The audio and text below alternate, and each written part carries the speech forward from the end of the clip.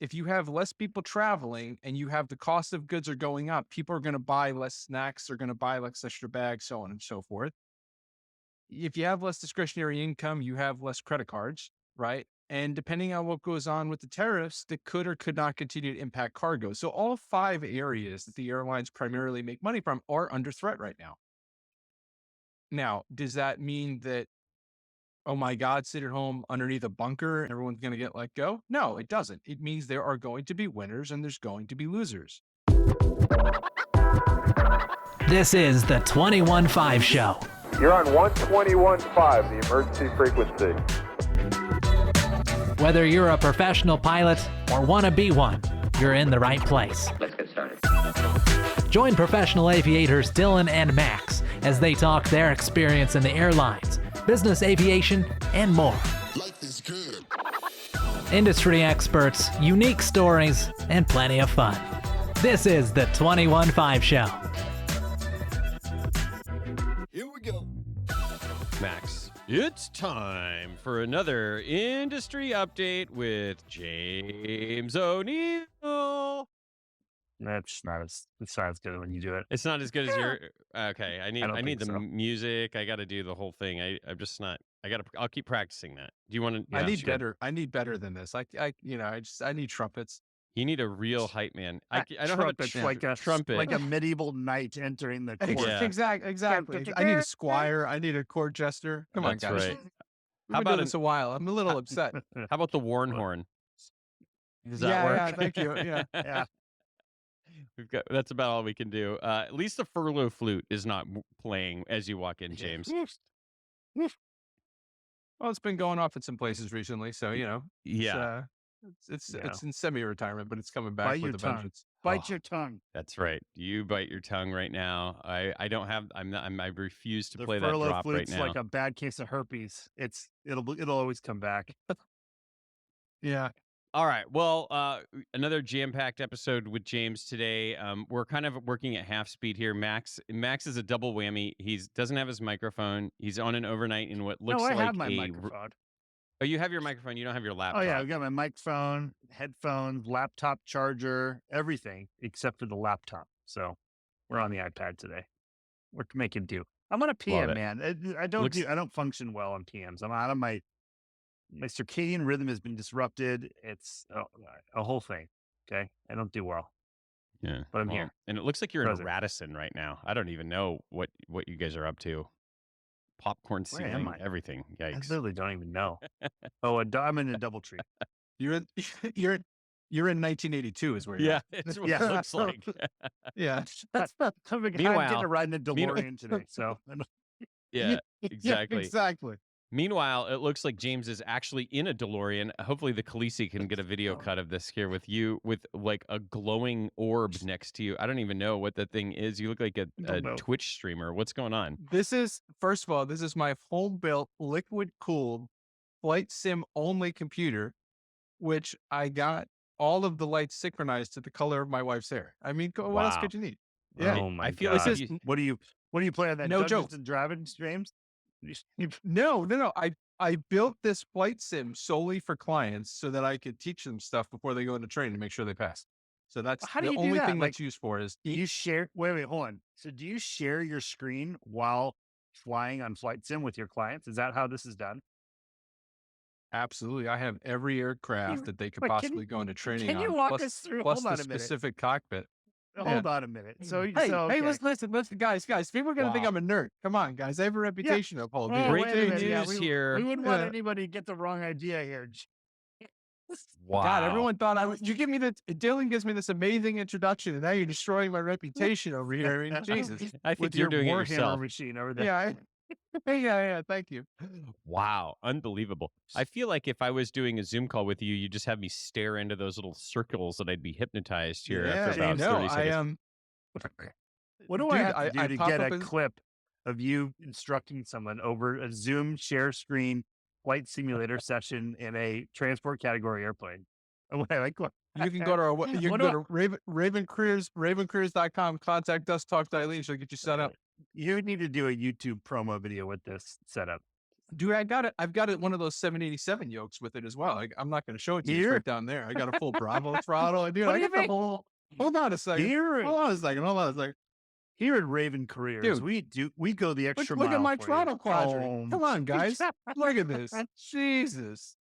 You guys think we're a bunch of amateurs over here. Come on, man. No, yeah, look, when people go through training, um, one of the biggest, and this is actually something for people to think about before they go into training. If you think about the FAA requires people to learn primary and secondary for instrument, right? So, constant airspeed climb, use the airspeed indicator. Well, anybody who's flown a jet knows if you try and fly the airspeed indicator on a climb out, you're going to get your lunch eaten. So a lot of it is reteaching them kind of instrument scan and basic instrument skills before they get into the cockpit, FMS procedures, instrument skills, single engine. You can kind of freeze frame what you're doing and slow it down and show them here's exactly where your eyeballs need to be. So by the time they get into the simulator, they already have the basic foundational skills. Now the simulator is all about how the airplane feels, as opposed to getting in and going, I have no idea where I'm at or what's going on. Geez, Don, think It's of how next much we level. could have benefited before being thrown into a KC-135 simulator with a fresh out of instructing in a 172. We could have benefited from some Zoom sim familiarity. If only we would have known you back then, James. How did we This make is- it? Dude, this week, yeah, I did. I had 3 different helicopter pilots this week. I was doing jet transition training with. It's a lot of fun, man. So Unbelievable. I bet. I'm a nerd. Whatever. Deal with it. Listen, these other career coaching, they're playing checkers. James is playing chess out here. This is next level. If you want the real stuff, you got to go to Raven. Dude, it does nobody any good if we get you a job and you don't pass training. I mean, Oh. come on. Like, we have some flight advice about that. We're going to hit Yeah, at the end of the alright, let's episode. Okay. James, let's do a quick whip around of the industry with our quarterly check-in with you. Are the majors hiring 2022? Is the faucet been turned back on? What's the latest? so they are hiring. But you got a couple of different things going on. So where they're pulling their pilots from, meaning are they solely pulling from 121? How much are they pulling from the military? How much are they pulling from their cadet programs or their, not cadet programs, probably isn't the right word, but their flow through programs like an Aviator or a Propel or American Flow, like those ratios are all changing. And so what that's creating is, depending on what category each individual fits into and with their experience, some are waiting longer than others to get those phone calls. But look, honestly, coming out of coronavirus, if you were in one of those flow through programs, you were waiting while people outside the flow were getting called. So it's kind of like a rebalancing, if that makes sense, of who's kind of getting those shots and those opportunities. The other thing is, I don't know if you guys saw the news recently. Well, there's a lot of news recently. So Yeah, I was gonna say, if they got narrow it down a little bit, James. Do you? So one of the things that I've been talking about with folks recently a lot is, and if I talked about this before, I apologize, interrupt me. But you really need to understand how an airline makes money, right? So an airline makes money either selling leisure tickets, business travel tickets, ancillary fees, right? So, extra drinks, extra baggage, so on and so forth, credit card fees and cargo. So if you take a look at each of those categories right now, people have less discretionary income available. You've already seen Delta and United come out and say, hey, they're seeing a softening in demand.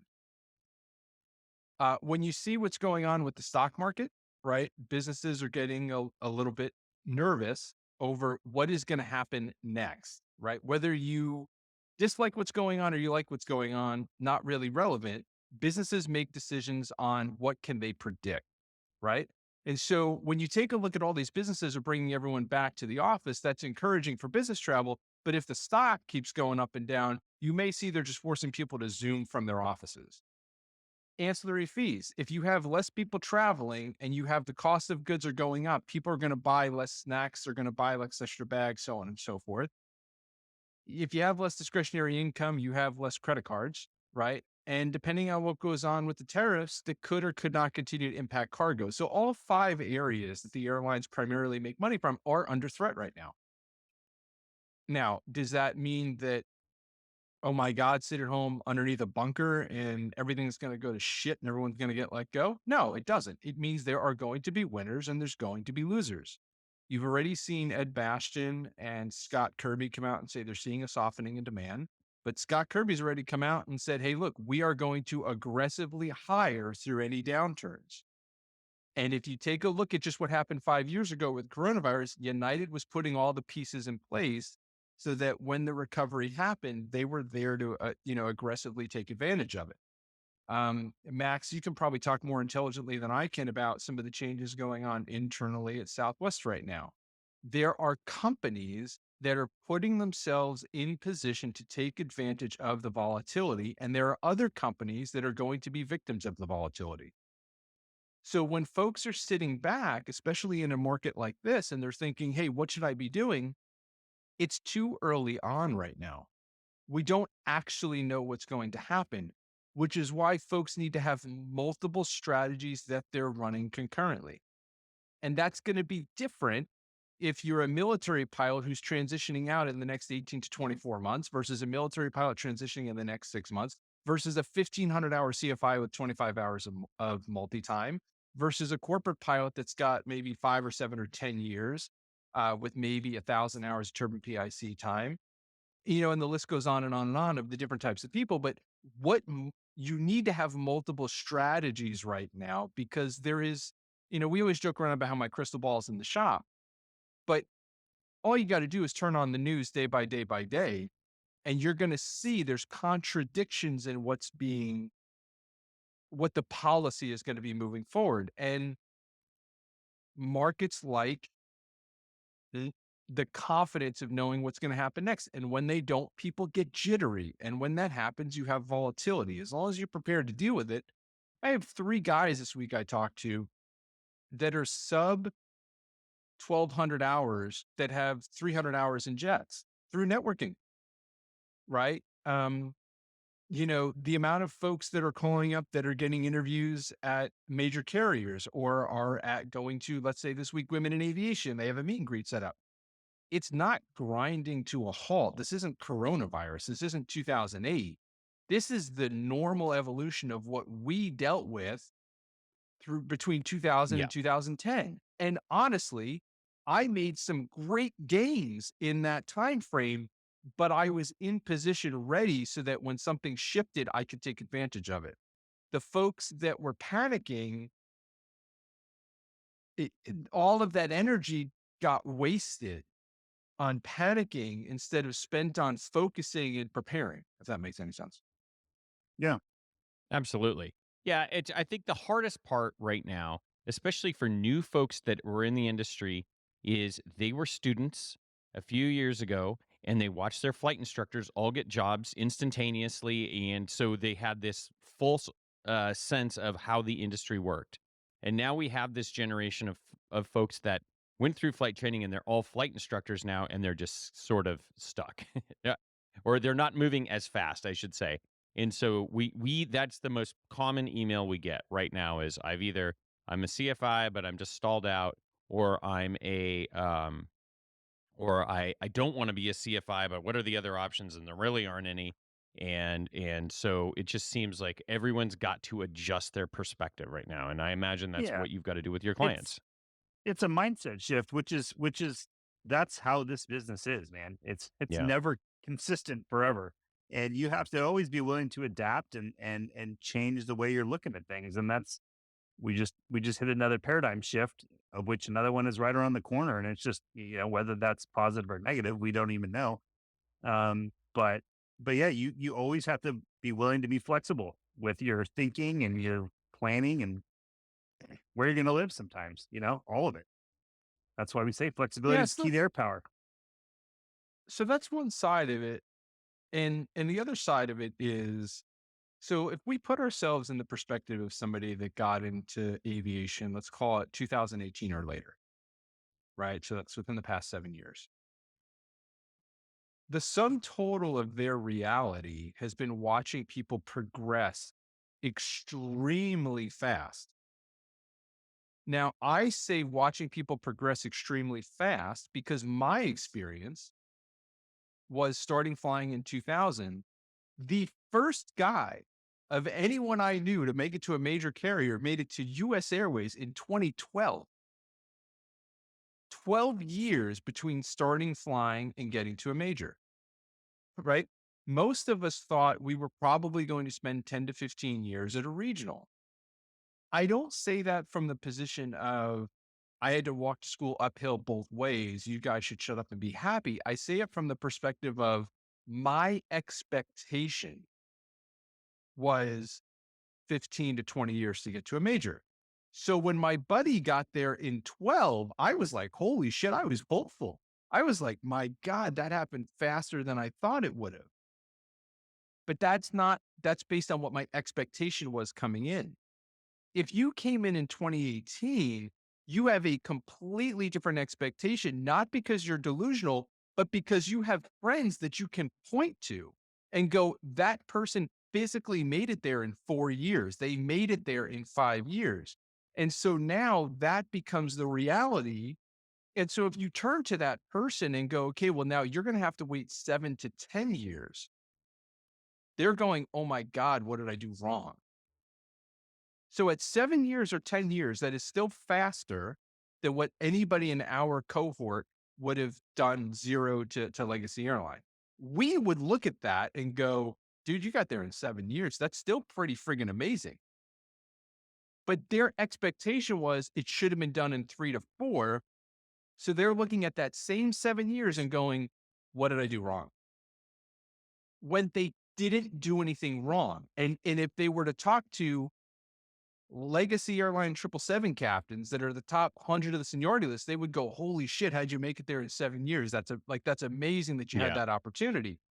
But the expectation is different. And that's something that everyone needs to be sensitive to, because I think what a lot of folks are doing is turning around and going, you should be thankful. You should be appreciative. You should shut up, or whatever it is. Right. And don't get me wrong. We should always be more appreciative. We should always be more thankful. I get it. Right. But when you have social media forcing down your throat that everyone's better than you, right? You're going to wake up in the morning and look in the mirror and go, what did I do wrong?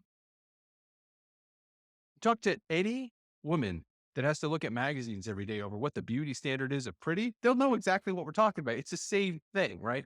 If you're constantly having an image shoved in your face that says, this person's better than you, you're not good enough. Well, then guess what? You're going to wake up in the morning, you're going to go, what am I doing wrong?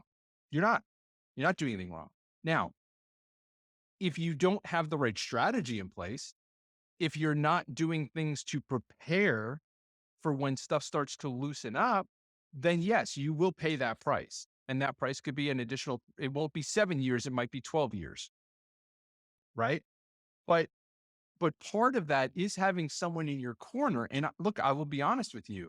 A majority of the phone calls that I have on a daily basis with folks that we're working with is helping them understand, is what I'm doing right now, is this opportunity in front of me, is what I'm experiencing, is this okay or is it not okay?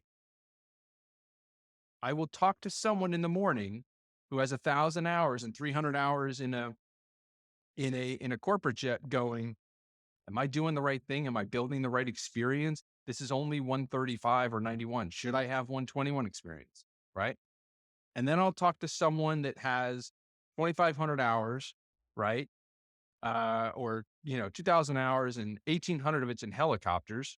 And they're going, how am I going to make this transition? How am I going to compete with someone with more? They're all comparing against each other instead of taking a step back and going like, okay, what do I have inside the cockpit that makes me competitive and valuable? What do I have outside the cockpit that makes me competitive and valuable? How do I pair those together into a complete picture so that when I put myself in front of the recruiter, number one, I'm giving myself the best chance. But number two, if I'm hearing a no, it's a no right now. I need you to go get this additional experience, not a no forever. And when a regional airline furloughs pilots, it's going to slow things down for a little bit. Right. That too. Yeah, that was my next question. We talked about the majors for a little bit. Let's talk about the regionals. A year ago or so, it seemed like, I think it was SkyWest was maybe the first, or I'm not exactly sure, but these contracts started popping up. Yeah. And now it kind of feels like at first people are like, there's no way I'm signing a contract. And then it to my perception is like, well, if you want to go work for a regional now, you're signing a contract at this point. Is that a fair assessment of what's It, de- going on right now? it depends on which regionals you're talking about, right? So if you're Hmm. going into the American system, you're not signing a contract. If you're going into the United system, you likely are signing a contract. I'm giving some bit of a broad generalization, right? I don't want to go through each individual regional and what their Yeah. contract is, and Right. Right. we'll be here for 30 minutes talking about that. But in general, right? Um, that's the case. So it is not necessarily a foregone conclusion that you are going to have to sign a contract or not, but you have to ask yourself, okay, so if regional A is not requiring a contract and regional B is, well, there's going to tend to be more people that want to go to the one that doesn't have a contract. Okay, so guess what? They get to be more selective. So now we start taking a look at, all right, well, what am I going to have to do? So people are catching on to the fact that ATP CTP is becoming a worthwhile investment. I don't want to give generic advice right on a podcast, but in general, right, if you're thinking about should I pay the money for ATP CTP or not, it removes friction in getting hired. If you go interview at a corporate operator, if you interview at a regional airline, you don't have ATP CTP and they say, hey, we want to offer you a job, you have to go, okay, hold on, stand by. Let me call a whole bunch of places. Let me see which one has a slot. Then I've got to pay the money. Then I've got to go to class. Then I've got to go study for the written test. Versus, hey, look, I've already got the written test passed. I'm ready to go. We are seeing an increasing amount of people starting to ask questions about whether they should or should not pay for their own ATP. That is very situation dependent. There are certain cases where paying for the ATP does make sense. There are certain cases where paying for the ATP does not make sense. It depends on what types of check ride failures you have in your background. It depends on whether you're going 91, 135, or 121. Depends on which 120. Like it's a little bit of a dynamic variable, but for some people, it makes a lot of sense to go pay for their ATP. For some people, it doesn't. And then if they make the decision to pay for their ATP, do I do it in conjunction with a type rating? Do I not? Um, and so we can go into that a little bit later if you guys want to. But anytime you take a check ride, you always got to ask yourself, am I worth taking the risk of failing? Right? That's kind of how that variable pops up. But the competition is heating up. And so depending on where someone fits, whether they do or do not have the money to pay for ATP, CTP, I want to be sensitive to that, right? You have people that are coming out. If they just did the flight training between $80,000 and $120,000 of student loan debt, if they did it with a degree, depending on where they went, they could have north of, I don't know if you guys have gone out and looked at what some of these aviation degrees run for right now, but you could be north of 250, right? So you take a look at what that monthly debt repayment cost is, it's not cheap. So they may not have the money to go out and say, I'm going to spend another $5,000, $10,000, $12,000 on an ATP, CTP, and an ATP, right? So it's easy for someone like me to come on and go, oh, just go spend the money. That's not how we give advice. For me, anytime I take a look at spending money, I have to draw a straight line between spending that money and making that money. I'm more than happy to pay for ATP, CTP. I'm more than happy to pay for an ATP. I'm more than happy to sign a training contract if I can draw a straight line between doing that and making money. But if it's on a, hey, go buy your own type rating, maybe. Go buy your own ATP, CTP, maybe. And you don't understand what the probability is that that's going to lead to you getting hired, you could take a whole bunch of money and throw it right into a bonfire. And that's a big problem right now that we work very closely with, right? When we're working with people, we're sitting down with them and their spouses. A portion of this is a budgeting conversation. Does it make sense from a career perspective? Does it make sense from a financial perspective? If so, when do we deploy it? You've got to think about this strategically because you could run yourself into a situation where you spent money on a good thing at the wrong time. And when you get into volatile markets, you could have everything you need. But if you can't last till when they need you, you'll go bust. Not because you didn't make the right moves, but you made the right moves at the wrong time. Too I have much? a question. So, are we No. seeing the return anytime soon of the 4-year degree requirement? Do you think anywhere? That's a great question that I don't know the answer to. But if we can talk about competitive minimums real quick, back when we were looking at going to that next step, master's degrees were the thing, right? Okay. I had people calling up going, should I get a PhD? Those conversations about 10 years ago, 10, 12 years ago at this point. I haven't had anyone lately, right? Okay. Competitive minimums. People think competitive minimums are dictated by the airlines. They're not. They're dictated by who's applying. Reference Market. coronavirus Yeah. and who the legacies were hiring, right? They were not, and I apologize for all the listeners, but they were not hiring the most experienced pilots. They weren't. They had to make tough decisions based on how many captains could they grab from their regionals, how many people could they grab through like they were making very complicated decisions to keep the system running, right? Okay. We're now in a situation where they don't have to make decisions based on that. So now they have to think through, okay, what type of experience do we want to screen for? And it's easier to do that by going through different types of experiences that you can quantify on an application, right? So certificates and ratings and things like that are very easy to quantify on an application. They're yes, no questions, right? An algorithm can go through that and score that really easily. It's much more difficult, like take someone like myself, right? I have 135 experience. I have 121 experience. I was an assistant POI. I did the 7.6 certification for Atlas. I was a flight check instructor. I started a business. I mentor people, right? The application doesn't have the ability to take that and put that into a nice, neat score. So let's say the three of us get on and we fill out an application. My experience is going to be the hardest to explain out of the three of us. And even you guys are going to have a hard time explaining how a podcast makes you more qualified, even though I could make some very compelling arguments as to how it does, right? Okay. So that means that someone like me is going to have to leverage different tools. Yes, I've got to get the application in and I've got to get the application filled out correctly, but I have to be very creative as to how I get the information in there so that when I'm networking, I can drive a live human being to step outside the computer and read it and recognize the difference. So when folks are thinking about competitive minimums, you have to think about quantity of experience, but you also have to think about quality of experience.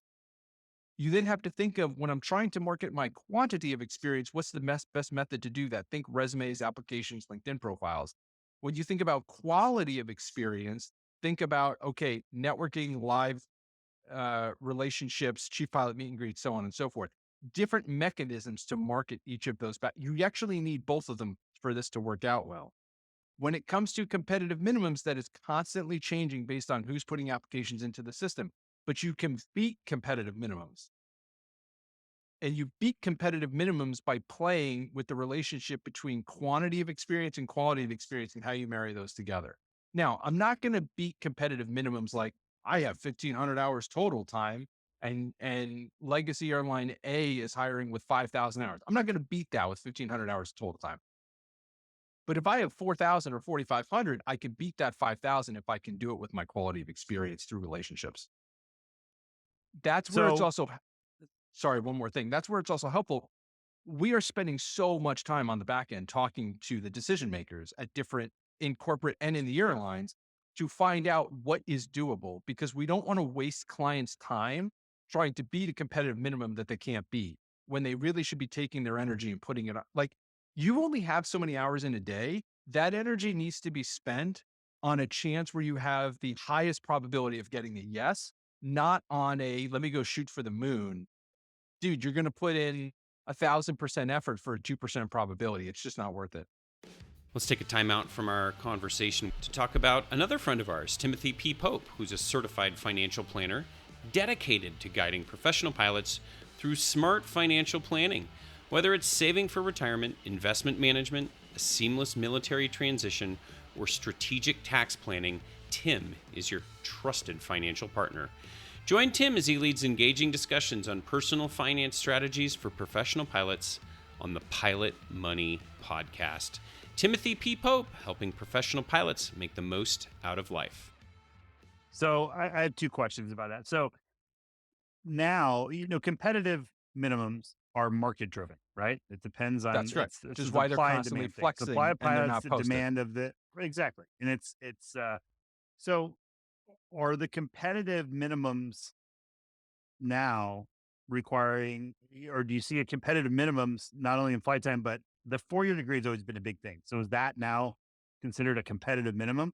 And two, when you're trying to close that gap between where you're at, if you're below what the competitive flight time minimums are by being creative, like you said, like I feel like, and if I'm an airline recruiter, I feel like being an airline recruiter is similar to line bidding as a pilot. Okay.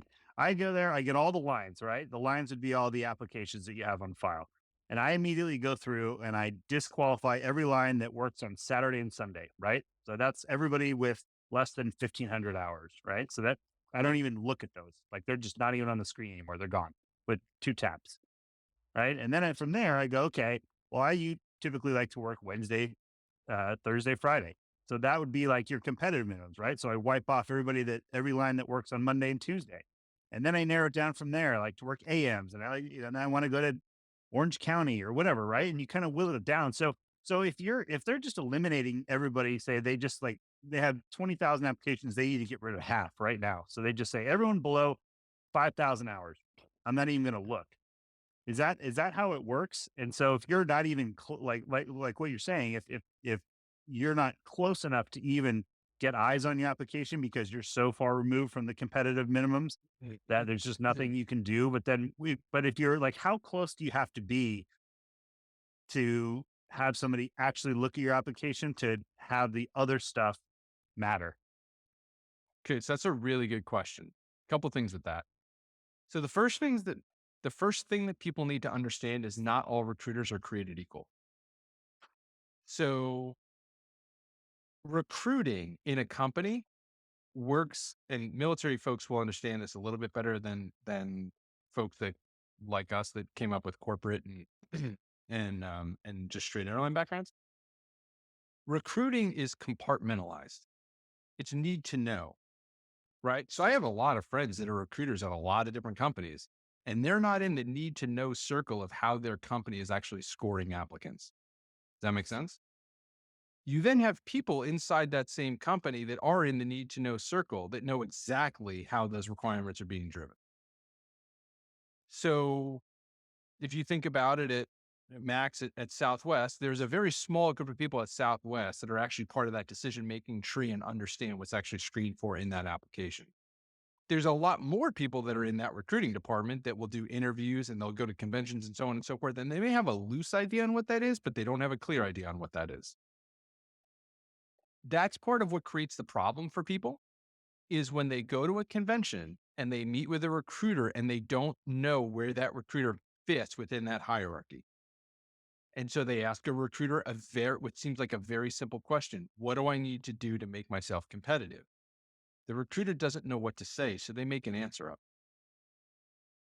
And they go, you need to get more X, right? So I'll give a really good example. I had a client call up pretty pissed. Before he was a client with us, he went to a convention and he said to a recruiter, hey, take a look at my background. What do I need to do? And they went, hey, it'd be really, really good if you can get into a larger airplane like an Airbus or a 737. Great. Person goes over to a ultra low cost carrier, gets whatever, 500 hours in an Airbus or a 737. They go to another convention. They talk to a recruiter at the same company. And the recruiter goes, yeah, you need more multi-turbine PIC time. You might want to consider going back to a regional to go become a direct entry captain over there or upgrade where you're at. So guy calls me up and he goes, what the F, man? He goes, they told me this last year. I made all these career decisions based on this. I've upended my family's life and now they're telling me to go reverse. So I let him kind of vent and I said, hey, look, here's the deal. The recruiter doesn't know what they're talking about. And they went, what do you mean? I was like, well, here are conversations I've had, and this was at a very large airline. And so I said, okay, so I talked to the people that make the decisions on this stuff. This is what they're screening for, right?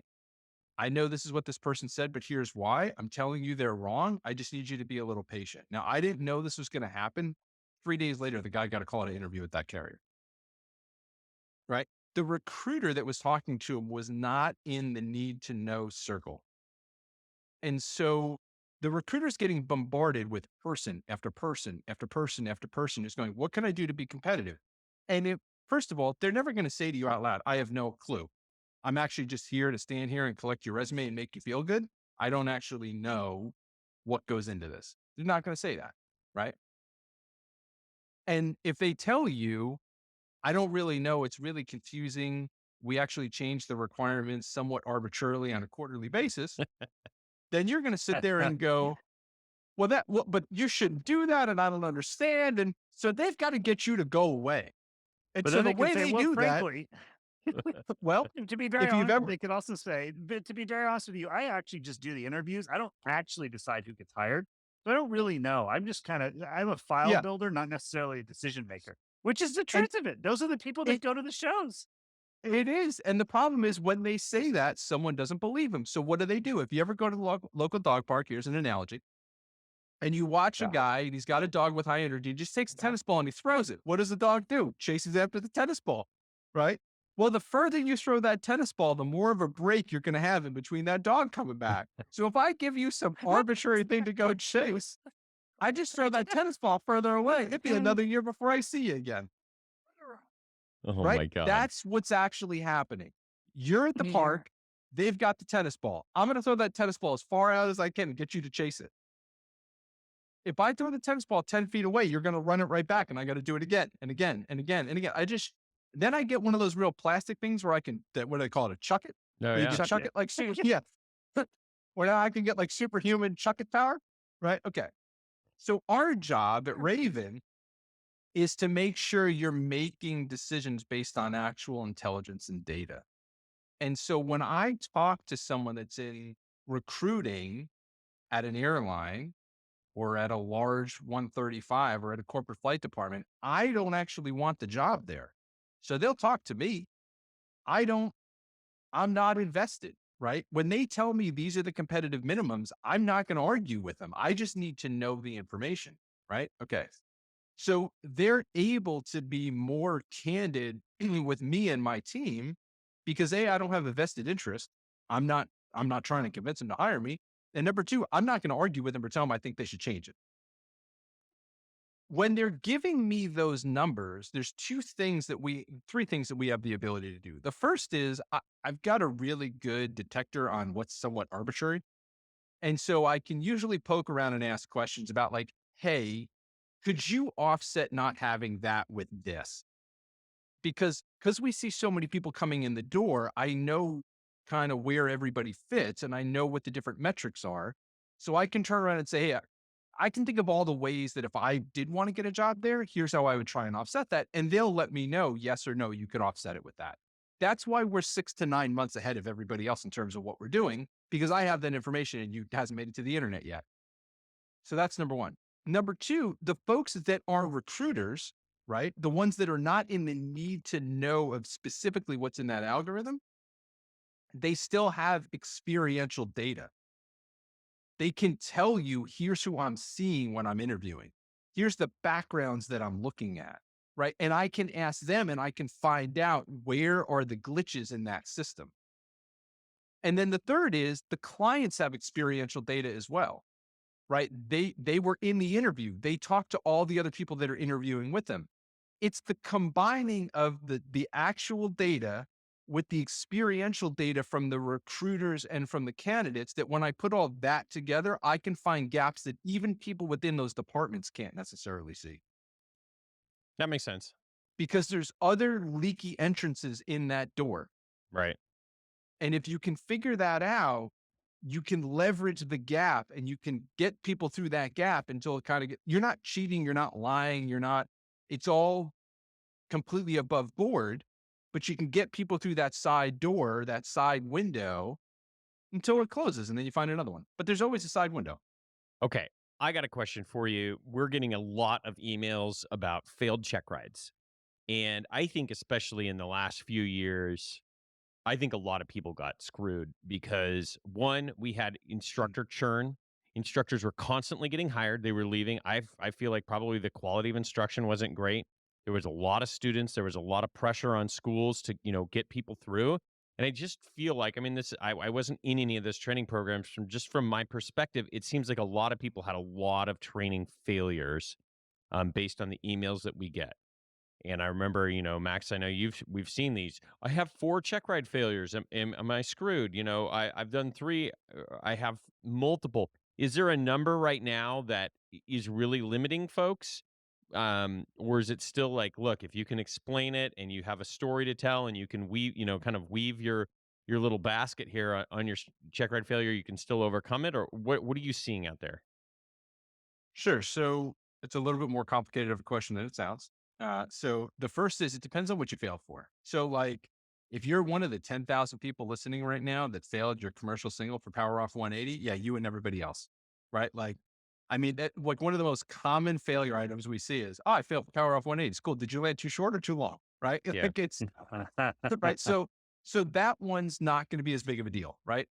Look, don't go out and go intentionally fail check rides, guys, to prove me wrong, right? But the point is that one's easily overcomable.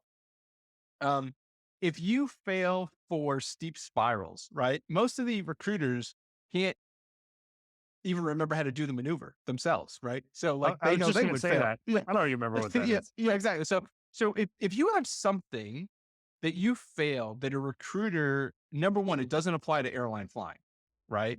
And number two, it's one of those like, okay, yeah, that's one of those maneuvers that, they like ATOP pylons where we all cringe on the inside when you say it because we all have the trauma of sucking at it, or chandelles or whatever they were, Yeah. lazy eights.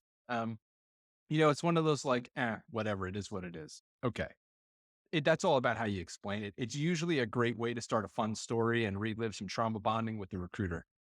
Um, if you fail a CFI, right, and you fail the oral exam, look, lots of people do that. It is what it is.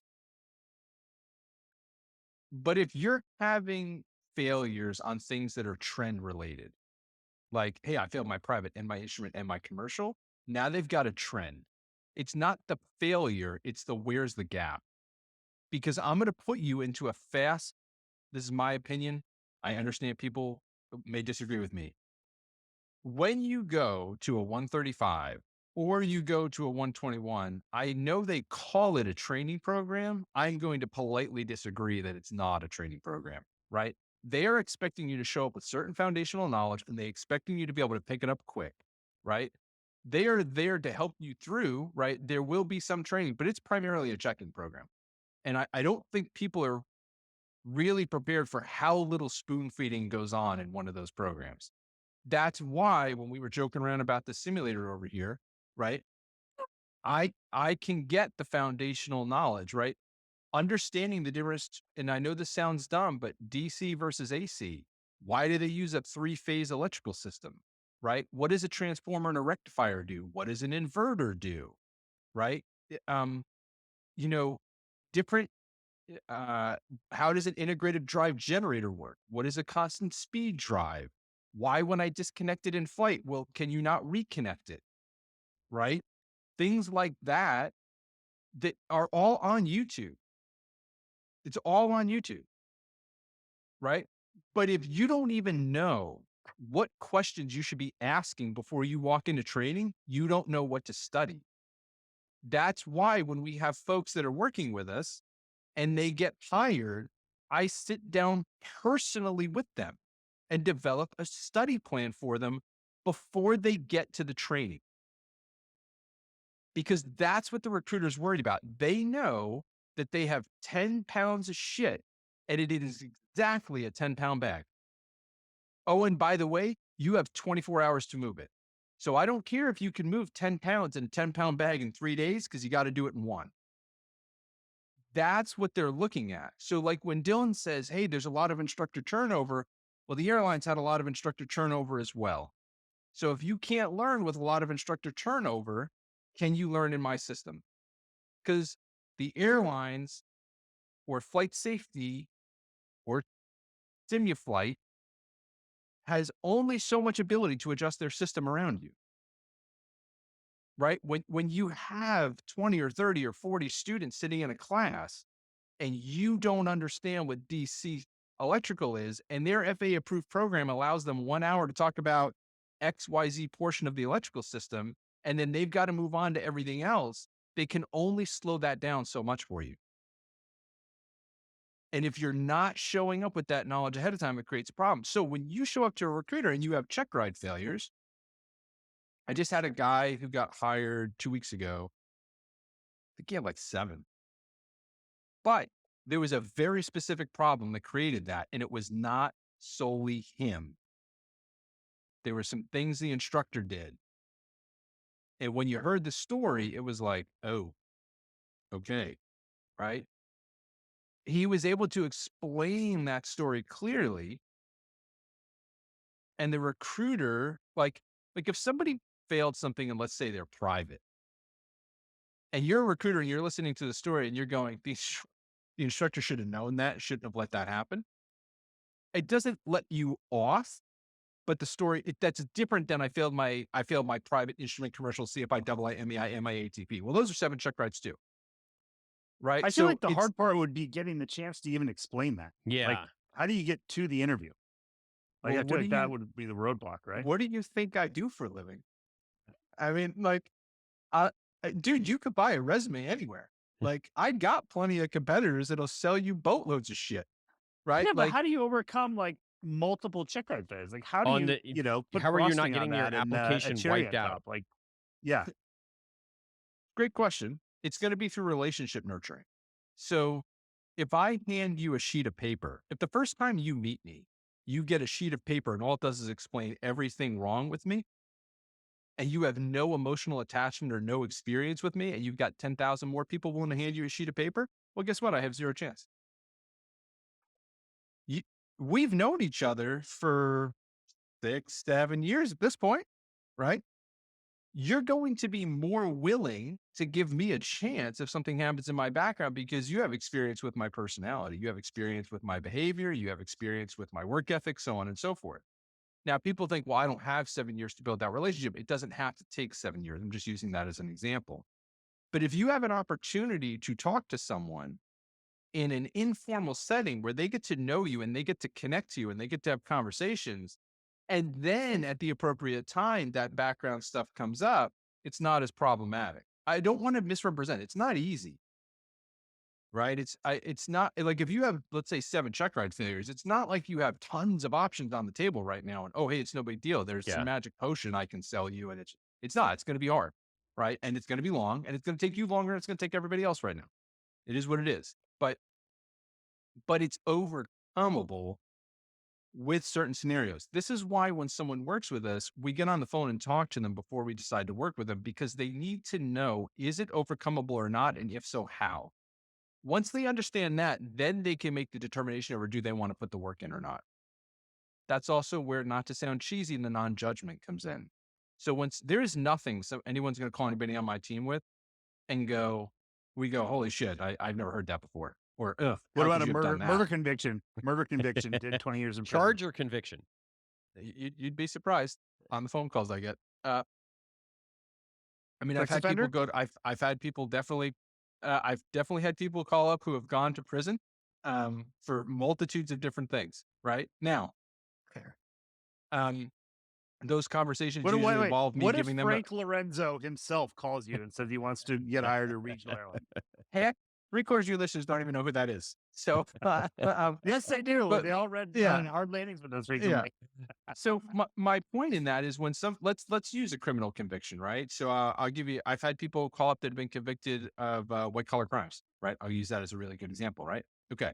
So that is going to be a conversation on talking to some attorneys first, but whatever someone calls up with, I'm going to go into what our experience has been over the 15 years over people that either have what they have or something similar to what they have and going, here's what I think is possible. And then they can make an informed decision from there as to whether or not they want to do that.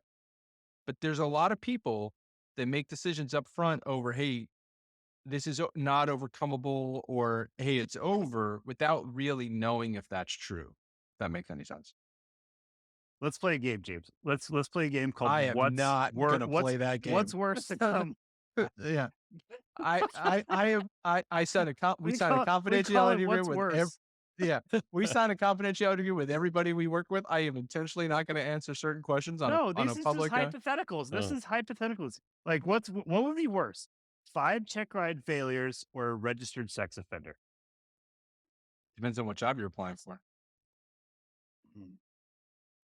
So let's use your example, right?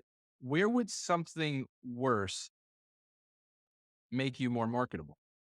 Doesn't have to be sex offender. Just anybody listening right now, they have two things in their head. One thing is bad, the other is worse. Let's take the worst. Where does the worst make you more marketable? Flying for the Department of Justice?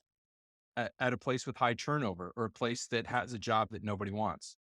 Oh, well, yeah, that's true. Oh, that's right. So That's actually a really good point because that's correct. that So has a this problem is, with retention. They say, "Oh, yeah, exactly this guy's correct. going to be here for So a this minute." is so when we talk to people and they call us up and they go, I have this in my background, it's not my place to make a moral judgment.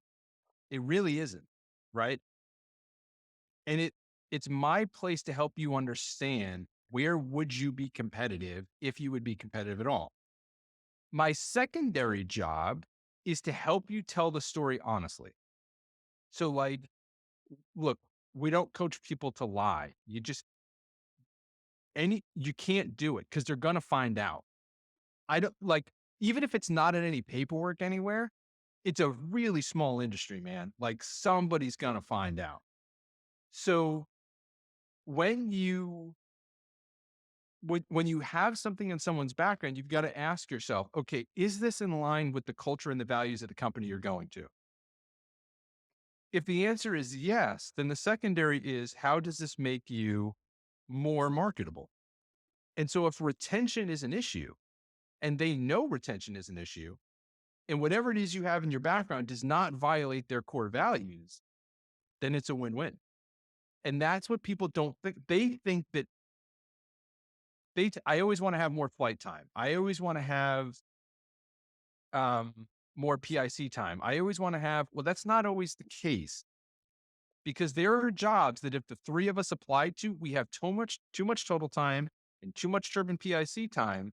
And they know that if they hire us and something along comes better, which it will, we're leaving.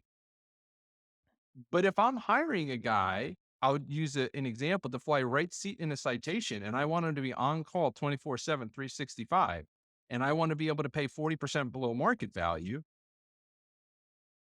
There's your guy. There Got you your go. guy. So now Only there are one people violation. Yeah. And there are minor insider trading. Insider. Wait, it was all dude, white collar. I had someone that called me up. They may be listening. They were going after them for a violation. They weren't even on board the airplane when it happened. The amount of dumb stuff you will see in people's backgrounds where you're like, how did that happen? Like, dude, I am anything you throw, and this is the problem is inside people's head is they go, well, this is horrible, or that's horrible, or I wouldn't, instead of taking a step back and going, hey, look, let me Yeah. actually talk to somebody that Perspective. can help me understand where does this fit. Because look, if I don't think it's possible, I'm gonna tell you. We put a guarantee with the folks that we work with, they were with you until you get hired. I'm not going to put a guarantee behind somebody. I can't guarantee that I can help you get hired. So I'm going to give you an honest assessment of what I see. But don't count yourself out before you actually know if you should be counted out. And on the other hand, if you have something in your background and your response is, I'm going to keep a very narrow window of the types of jobs that I want to go for, good luck. Enjoy. Let me know how it works for you. Does that make any sense? Well, isn't that kind of what you're saying, though? If you have a storied past, we'll say, like your view of jobs that are available is going to be narrowed, right? No, it's Like going to to be the ones broader. with It's the point is if I have something in my background, I'm looking for people that have a unique problem set that they're having trouble filling. Because if I can go, see, the thing is, this is America. We love underdog stories. It's just how it works, right? And so when you have something in your background, you are in what's called reputation rehabilitation. And so if you have the ability to go someplace where everybody else looks at it and goes, that was a fucking tough job, and you're not bitter about it and you're not resentful about it and you're appreciative about the opportunity and you actually went there and knocked it out of the park, well, congratulations. People are going to be way more willing to give you a chance because you deleverage the risk.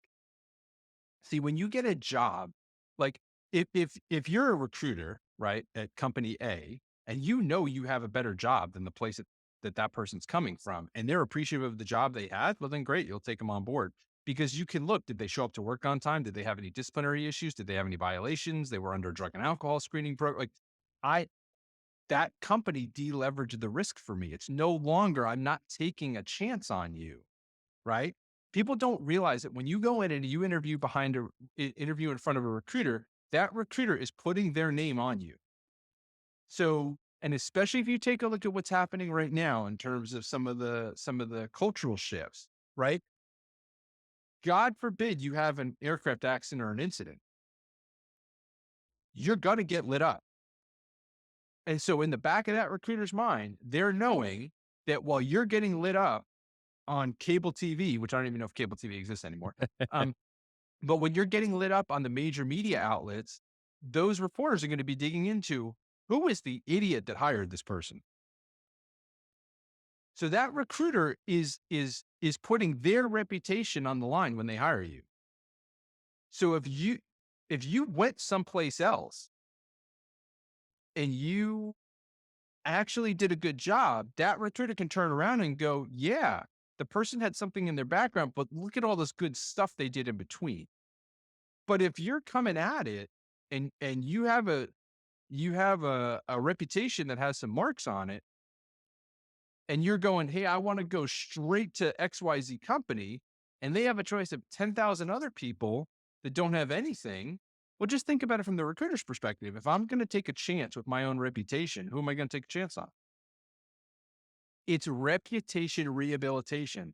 It is possible. This is America. We love underdog stories, but you have to think about it from the recruiter's perspective. If you're going to ask them to put would you make a bank loan to somebody? Would you make a personal loan to somebody that's gone bankrupt 4 times? No, you wouldn't. But if that person went bankrupt 4 times and started 3 businesses between then, all that have skyrocketed to $2 million plus businesses, you're going, here's my money. Same issue, 4 bankruptcies in their background. One has a history they've built beyond that. The other one is going, you're going to be the first one to find out if I'm actually telling you the truth or not. I mean, we have the same thing like in business aviation where it's like people will ask, oh, can you make an introduction? Can you make a recommendation? Same deal. And you get that of like, hey, if I'm going to put my name on this person, like there's a part of my reputation's on the line too. So I do get what you're saying about the recruiter. Like they have to own that a little bit. All right, by the way, just a slight tangent. I recommend everybody listening go onto the FAA website and you can click a box that says, please remove my home address from the public database. Do that because God forbid you end up on any of those live ATC things. Cause I don't know, you tried to take off from a taxiway or whatever, right? They are going to find your name and they're going to look you up online and they're going to publish your address. Pull that down. That way, God forbid you make a silly mistake that makes it onto social media. At least your family doesn't get harassed. My public PSA. Yeah, it's good to do. We'll have a link in the show notes for the. I'm just researching that. Yeah, I'm like, we need to figure that out. We'll do a little Call research. Yeah, what it will say if you go to the FAA database and you have not removed your address, it will show your at least the last home address because we all updated within 30 days of moving, right? Yeah.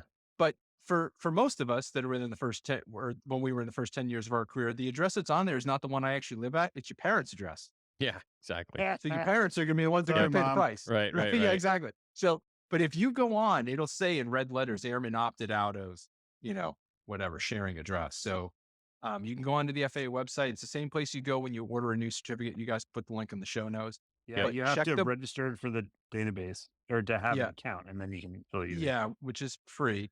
But check the box to remove your address. Take a look at any of the stuff that's happened over the past couple of months.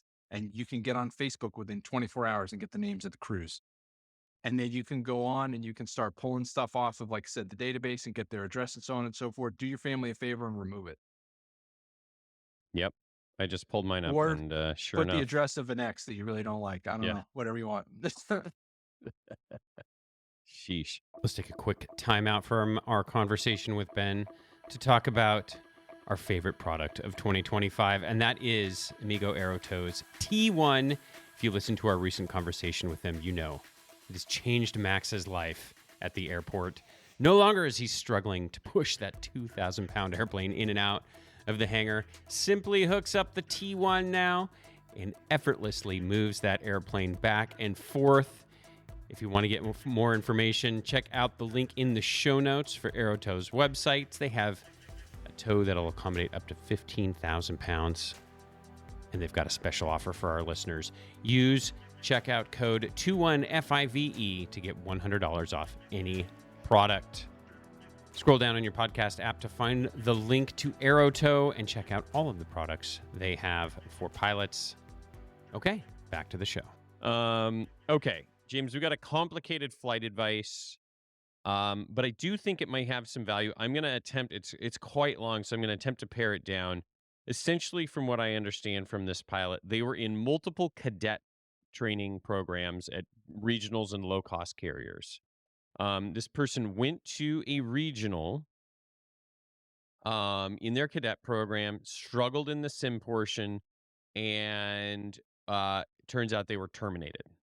Okay? Sure. They went through the termination process. Then they had a second cadet program actually bring them on.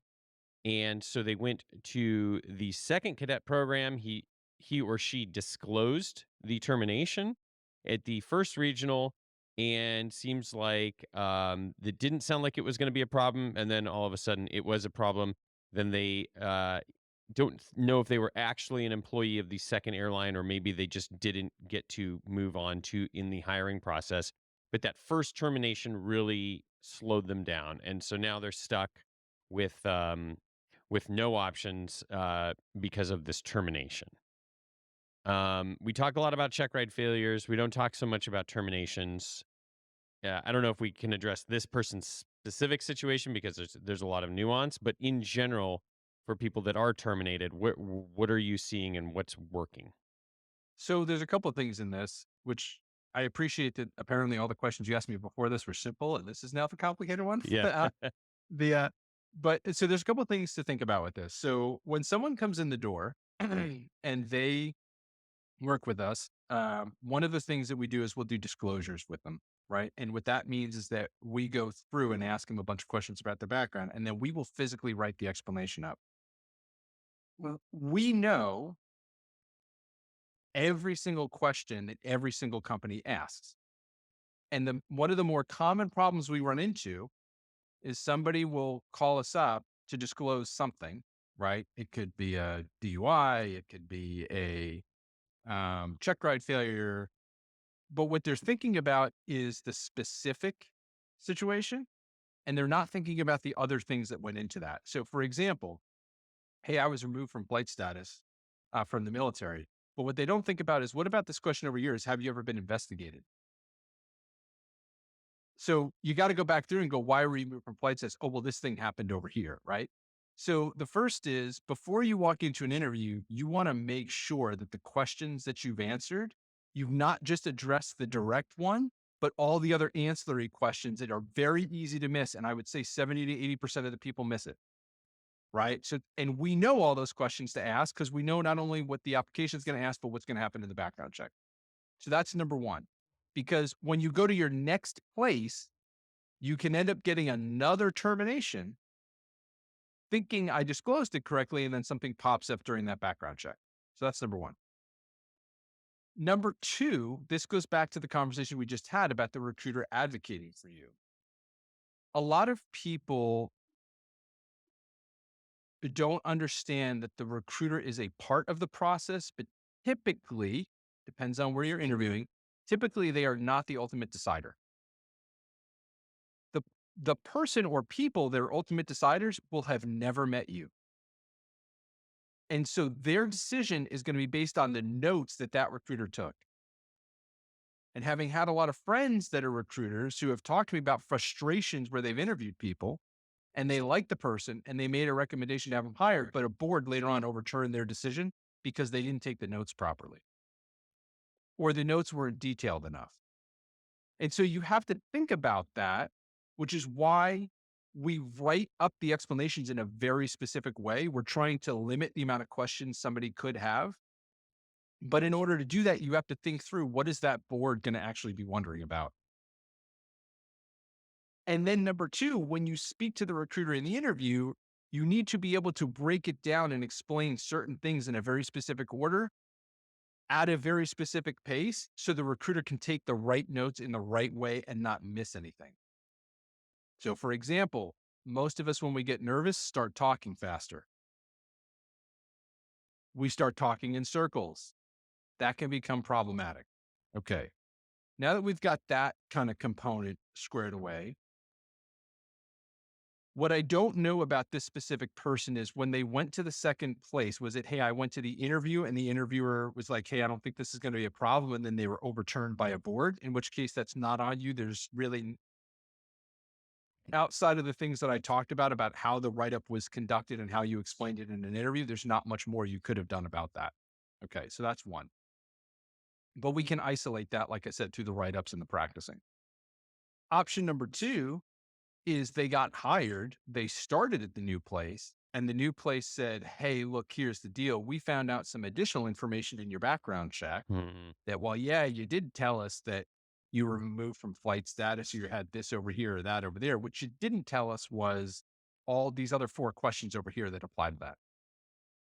And now you have oh, did you have to were you asked to resign? Were you terminated? Like what happened there? And so those are 2 different types of problems that are going to be addressed a little bit differently. The one about the recruiter and, hey, I never made it through, that's going to be the write-ups and how you explain it. The second one, there's going to have to be some relationship development, because if you explain it properly, the next person will go, okay, I understand how you got there. Right. But if it's not explained properly, it's not over, but you're going to pay a very expensive toll for that. I don't know if that handles that sufficiently or not. Yeah. Yeah. And it goes back to, I think, folks not maybe understanding the gravity of what a termination can be for you in that first job. And when you're saying, it's not a handhold deal. Like, you're not going to be spoon Dude, fed. Like, you're going to have to show up and be ready to go. I have 2 guys on my team that are experts in this. We had somebody that we were working with here a little while ago that had been through the HIMSS program, right? So that's going to be a substance type problem. And I was handling the coaching on how to talk about it. He was handling the other guy on my team was handling the coaching on how to write about it. The person that writes about it always goes first. And so we were, we sit in the meeting together, right? So you have the actual client, and then you have 2 people on my team, because we want everything coordinated correctly, right? We don't want you having to tell the story 52 times. We need to make sure that what you say matches with what you wrote. We need to make sure what we wrote matches with what the documentation says. And the guy on my team, Brian, was asking questions, and I was like, shit, I wouldn't have thought of that. And A, I'm the guy who hired him, and B, I've been doing this for 15 years. And he was asking questions that I was like, oh shit, I would not have thought about that. And some other things came out, and we requested additional paperwork, and he actually caught and solved the problem that would have popped up later during the interview that would have been missed by 9.9 out of 10 people. This stuff's not a joke, man. It's not easy. And the reason why he knew the questions to ask is because he's my guy that does that. He's written up 10,000 of these. He knows who in the FAA is dealing with it. He knows the specific questions on the FAA paperwork. He knows all of the state records he knows the exact question to ask, right? It's not, it's 3-dimensional chess. Yeah. In this day and age, when things are competitive. And okay, I want to get you out on this, James. So we've seen the highs a few years ago. We've seen the lows of coronavirus and other times. And, we're always basically kind of bouncing off the highs and the lows. Would you say right now you sort of feel like we're in the middle? Like, this is like what a sustainable, healthy hiring market really looks like? Do you feel like this is like, yeah, it's never really always going to be here, but this is about like where it should be? Kind of like with real estate. There's a Yeah. buyer's market, a seller's market, or a stable market. Yeah. Is this a stable market? Yeah. So I'm going to I'm gonna say some things that are gonna make me probably somewhat unpopular. Um, Too late. yeah, I know. Yeah, dude, I got red hair. Yeah. I'm used to rejection. Yeah, I was born to be rejected. Um, so I I found 2020 through 2024 to be really difficult. 2020 was really difficult because the drop off was so rapid. I'm sure you guys remember this conversation. This was an off air conversation, guys. But Dylan and Max and I had just finished probably recording our third or fourth coronavirus update. When we closed off, Dylan and Max were like, "Is this? Do you think this is going to get worse?" And I kind of filled them in on what I thought was going to happen, and the look on their face was not good. And I said to them, "You don't ever have to talk to me again or invite me on another show." And they were very polite and they invited me back, but they did take 2 months off from calling me.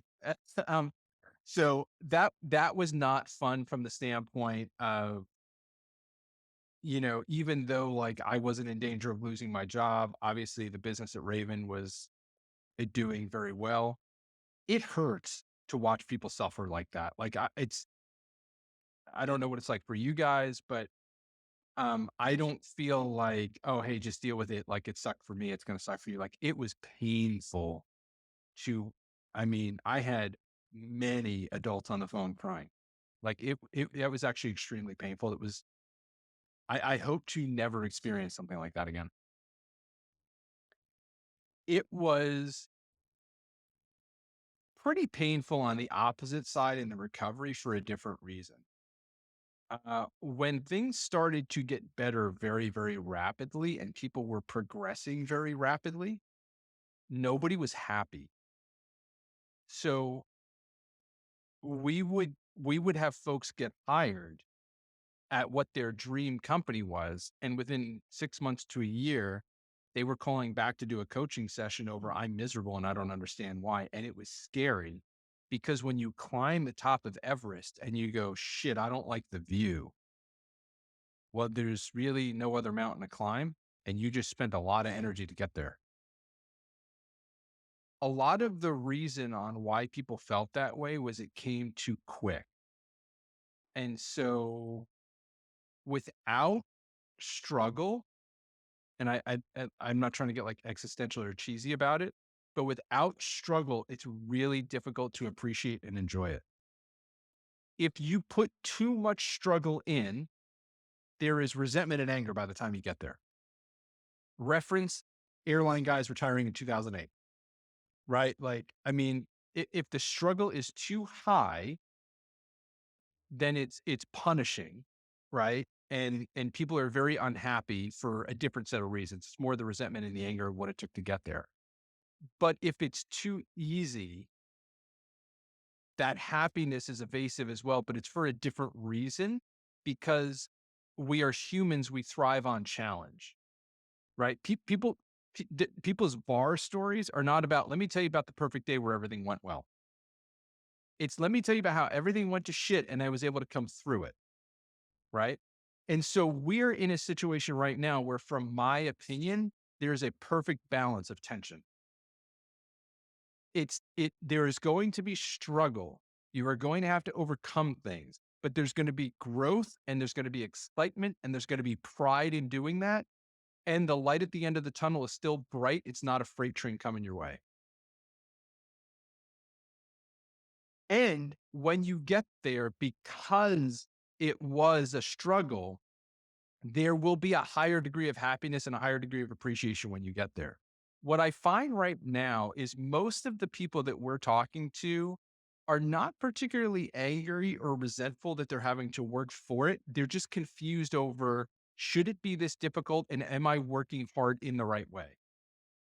If I go to the gym and I lift a weight and it's heavy, I want to at least know that I'm going to build a muscle while I'm doing it, not that I'm literally picking the weight up with the incorrect form and it's not actually doing it. But the tension that we have right now, if we kept it this way for the rest of the time in the business, would really be great. And I understand that there's going to be plenty of people that will not agree with me on that.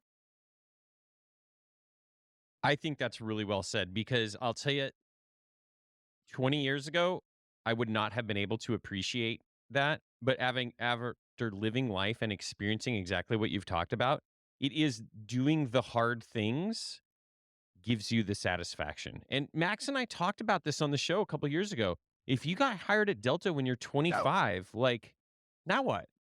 You got 40 Yeah. years of sitting there, and it's like taking a helicopter to the top of a mountain versus hiking a That's mountain. correct. That is correct. It's like it's a completely different experience, even though you're both on the top of the mountain. One of them is this, like you said, the tension and the struggle to go through something to achieve something. So I think that's a really interesting perspective. Yeah, it's human nature. I mean, it's what Yeah. that's why some people that struggle financially can never understand how somebody that is a billionaire can be miserable. It's Yeah. like Yes. Yeah. you can't, there's no appreciation without any struggle or without it having to work for something. Or when you can have whatever you want, everything is meaningless. Like it doesn't. Yeah. And our role when we're working with people is to make sure to the maximum extent possible that the struggle that they're going through is leading them to something that they want. So if you think this is going to sound a little weird and existential, but there are two types of suffering. There is suffering that ends suffering and suffering that creates more suffering. So when you go out at 5 a.m. to lift weights or go for a run or ride a bike, right? And you're tired and you don't want to get up, and man, it would be a lot better if I slept in for another hour, right? That's suffering that ends suffering, right? Yeah, it's difficult. Yeah, it's hard, but it's getting me something I want. It's getting me health. It's getting me physical fitness. Whatever it is that you want out of that, right? That's different. And then if you wake up at 5 a.m. and I just sit there and scream at you for an hour about how you're a piece of garbage, that's not actually productive. That's actually just suffering that's just going to continue to hurt. And so when we're working with clients and they're coming to us and they're going, I know it's going to be hard, right? Nobody's coming to us right now going, can you make it easy for me? They're not. They may be going someplace else, but they're not calling us. But what they're looking at is, hey, if I'm going to work hard at this, can I at least make sure that I'm working hard for the right thing, or that the hard work that I'm putting in is going to lead me someplace? They don't want to end up suffering just to suffer. They're willing to put themselves through it, but they want to give themselves the best chance of ending up someplace that they want to be. Yep. Right. You can say the same thing for a lot of things. I've said it a million times on the show. You cannot appreciate living in base as an airline pilot until you've commuted. You have Absolutely to have correct. you have to have contrasts between things. Now, if I could just figure out how to explain this to my kids, it's very hard to get this point across to, Yeah. But kids every. I don't know. if you really sit down and think about it, though, none of your good stories about how everything went well. No, absolutely It not, man. it's That's it's the about how spice it of went to life. shit, and it's how it went to shit and you figured it out. And Yep. and right now it's not going to shit, but it is more difficult than it was. Well, it's funny, luckily my kids don't really listen to this podcast. Khalees, don't put this on Instagram because they do look at those clips. But what it's funny because my cousin and I, who are really good friends, we're talking about manufacturing this trip, like an airplane trip, right? And staging like some disaster and like we're stranded and like hardship and like staging this whole thing and then never telling the kids until they're like adults, but like manufacturing some sort of artificial hardship and Yes. struggle and they're scared and oh my God, we might actually have to sleep outside or like, we could not be rescued or something like that. We keep talking about this elaborate plan we're putting together for that exact thing. Cause, you know, w- our kids' lives are pretty good, dude. Like they don't worry if That's food's going to be on the table or where they're going to sleep or anything. And like, they're bored by the thought of, flying to Sedona for breakfast. And I look back and I'm like, dude, what, you know, you can provide for your kids, but you can't provide everything. And like, You can and provide too I much try too. hard to do that, but like, just as the byproduct of life, like they've got it pretty easy. And so I'm trying to manufacture some hardship to try and teach them. that's why growing up, I every weekend volunteered 2 places, a homeless shelter and an old folks home. Because that was my parents' way of being like, your life is not like everybody else's. Right. And I didn't I mean, my parents both worked my entire life. They were one's a cop, one's a nurse, right? I didn't grow up super wealthy or, I solidly middle class. You can tell by my behavior and the way I dress. Nah, not by that computer you're sitting Yeah, next to, though. Well, yeah, that's, I've overcome. But my point in that was they wanted me to have appreciation Yeah. for the opportunity. And I'm not trying to get cheesy on this, right? But it's one of those, like, sometimes life circumstances will throw things your way where appreciation will come from, right? That's what you're talking about in terms of like certain situations.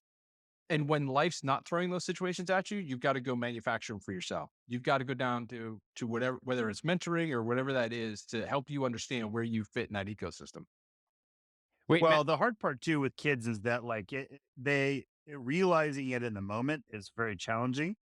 But if you cut them loose when they're 18, and be like, yeah, now you have to pay your own rent and your insurance and you have to figure things out. And when that's hard. Then retrospectively, it's like, oh, well, that was a pretty good That setup I had for all these years. that's why zoos don't release kangaroos back into the wild, because they just get murdered, because they're used to, like, where does somebody come to feed yeah. me? What time is dinner? Yeah. Exactly. Yeah, so Yeah. it's dinner. You are dinner. Max, So- is that why you've been trying to ask me about wearing a Bigfoot costume and hiding in the woods? Is this part of your elaborate aircraft scenario? I'm excited for this. It reminds me of the show. Did any of you guys ever watch the TV show Arrested Development, where the dad would like hire these actors to like play out these like scenarios to the extreme to teach his kid lessons about like, this is why you don't leave the front door unlocked, and somebody would like get shot and like. It was so funny, but it's obviously a comedy show, but it's the same concept. So I don't Yeah, I mean, just like going camping and someone like steals the car at gunpoint. Like, this is what we thought about. Like, these are the things. And then you're like, what are we gonna do? Oh, wow. luckily, a fishing pole and a 22 rifle fell out of the back. We're gonna We could probably fight ourselves with this. you're gonna Gilligan's Island them. Oh my Yeah, gosh. totally, exactly. The hardest part will be keeping a straight face the whole time. Oh my god. And making sure there's enough beer to enjoy the whole saga. Secretly hidden beer. Oh, They took the look truck, at but this, they a left the 30 beer. pack of Coors Light in this bush. Incredible. Wow. Well, James, I bet you didn't think we were going to get on that tangent today, but I think this has been a really helpful conversation. Of we always talk about the episode titles, and we always try and think of an interesting episode title. I'm gonna have to think about this one for a little bit, but it's like resetting your perception or something. I don't know. We'll have to workshop it a little bit, but it's kind of a little bit different conversation than what we've had before, and I think hopefully folks will get some value out of that. But just sort of like understanding what the new normal is I For think now. valuable. Yeah, for now. And that's the thing. Like, I mean, you said, James, this is an ideal point of like tension and stress. But one thing we know about the industry is, unfortunately, it's going to change again. And it's probably going to go to one extreme or another. And it's just the way it goes. And when it changes, there will be winners and there will be losers. Yeah. It's the ability to, when the change comes, go, I've been here before. This is like, Or there's I've gonna be- prepared for this. Yeah. Precisely correct. That one of the guys on my team kind of coined this about 10 years ago. He's like, hey man, I thought you hired me to teach interview prep. He goes, I'm really just here to give people big hugs. And you'd be surprised how much of it, like when something's going wrong, when you're in the middle of you think about the difference between us as pilots and a regular passenger. When we're sitting on board an airplane, we start hitting turbulence and they're freaking out. You're like, that's not the bad type. You're half conked out with your earphones on, or, with your headset on. When it's bad and when it's not bad. And so they're looking to you to help them understand what's going on here. You're like, well, it's non-convective. It's a dead clear day, like, whatever. So that's the same thing here. That's what we're doing. We're helping people understand, hey, when is this a scary bump? When is this a, hey, it's okay bump? When is this is a normal bump? So on and so forth. And once you understand that, it's not easy, but it is easier. And we're going to leave you with that metaphor from James The Onieal. latest metaphor. I was just cutting the intro, our new intro we're working on, and I was searching for the perfect James metaphor. I found the dog catching the bus one. I think that'll be in the new intro. That's Nice. got to be the best. But we knew one. we always had to That's- get one. I'm not sure if that metaphor was so great, like in its form or the timing of it. But it was like, because I think it was like circumstantial what was going on at the time, and you dropped that one. I was like, Yeah. I mean, my it, head people exploded. people still come up to me with that one. They're like, "Dog catching the school bus." I'm like, yeah, "Yep." there you go. That's a great one. I had dude. no We gotta no make it- plan for what the dog was going to do when he caught it. Exactly. But- Exactly. All right. Well, James, we appreciate your time as always. I think I've just hypnotized myself staring into your computer light I show know. for the last hour and a I'm about to half. have a seizure. I think. Dude, you could be a part of this. Come I join know. us. I feel like we have to have a whole flight simulator episode with you sometime. We do. We need to do a live Live example, stream. like a role play. That would be Okay, hilarious. James. All right, Max, you're going to be doing a hold and a Baron. It's going to be great. Let's go through your T's really Time, quick. turn, twist, Twist, throttle, throttles, talk. tires. Okay, I'm gonna Okay. do left add, right subtract. We're Okay, doing now a let's teardrop see. entry. Hold your Start my thumb up to the time, I'm HSI. gonna turn to 070. I'm on the protected side of the hold. Yeah, it'll be You know, great. you know, Okay, and most I'm of the people, Tune the most of the inbound people, course. most of the people listening don't understand left, add, right, subtract. They understand do what the GPS says. Yeah. Yes, right. Just- Exactly. Turn to DTK. Yeah, Yeah, That's yeah. what it says. Yeah. It's that exactly. got it. Uh, Oh my God. I love it. All right. Well, James, all of your info will be in the show notes. Folks can get a hold of you to, if they have more questions or to start their journey with you. You're not promising it's going to be easy, but it will be worth it And fun. and fun. It will be fun. Okay. That is going to do it. Until next time, Max, what is our advice that we give to everybody every time? Just remember. Flexibility is the key to air power, baby. That's right. The statements made in this show are our own opinions and do not reflect, nor were they under any direction from any of our employers.